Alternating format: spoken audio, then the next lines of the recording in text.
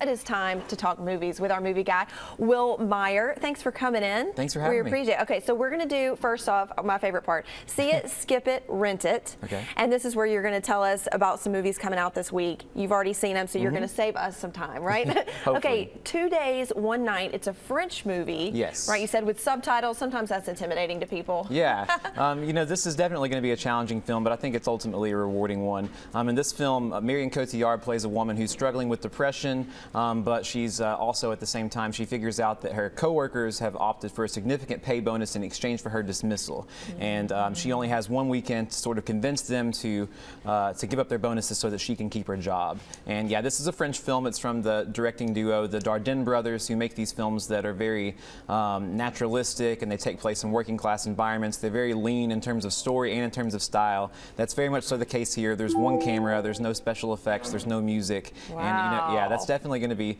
challenging for some, but you know, I think this is a really smart film. It says a lot about the economy, and also it's a study of human behavior as these men are forced to choose between self-interest versus morality. I think that Marion Cotillard gives an outstanding performance here. She's nominated for an Oscar for it, and you know, she perfectly captures this woman who's devastated by depression, but is also determined to survive and hold on to her job. So yeah, it's a French film with subtitles, so it requires a little bit of patience, but it's ultimately really moving, and I think a really, really good film. Okay, so we're going to give it a see it, definitely. See it, definitely. Okay, second, a kid's movie, the SpongeBob movie, Sponge Out of Water. Yes, this is the second film we've seen adapted from the long-running TV series, and in this film, Antonio Banderas plays a diabolical pirate who steals the secret Krabby Patty formula, and so SpongeBob and his friends have to come to the surface in order to get it back. At least that's the plot description the studio is pushing, but it's kind of misleading because you really only get the mix of live-action and animation for about 20 minutes of this film. The rest is the SpongeBob that you're used to seeing, so it's basically an hour-and-a-half long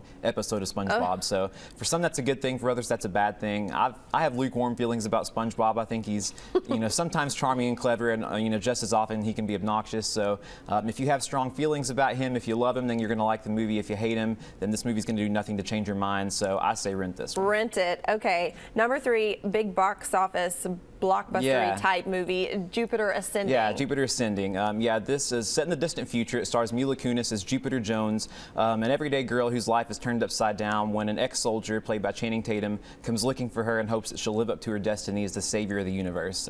This is the new film from the Wachowskis. 16 years ago, they brought us a masterpiece with The Matrix, and ever since then, they've been trying to replicate the success of that with some different sci-fi films that have largely been disappointments, and unfortunately, I think this is probably the worst of their films. Oh, no. Yeah, I mean, they love special effects, and with The Matrix, they had a great story to go along with it, but here they have neither a coherent nor a compelling story. It's kind of dull. It's just Cinderella set in the future, but it's made cumbersome because it's just told in a really confusing fashion. By the end, you realize how simple the story was, but you spend most of the movie scratching your head, and so it's also really corny, and it results in unintentional laughs, and so I think this is a mess of a movie that you should definitely skip. Ooh, okay. Skipping it for Jupiter Ascending.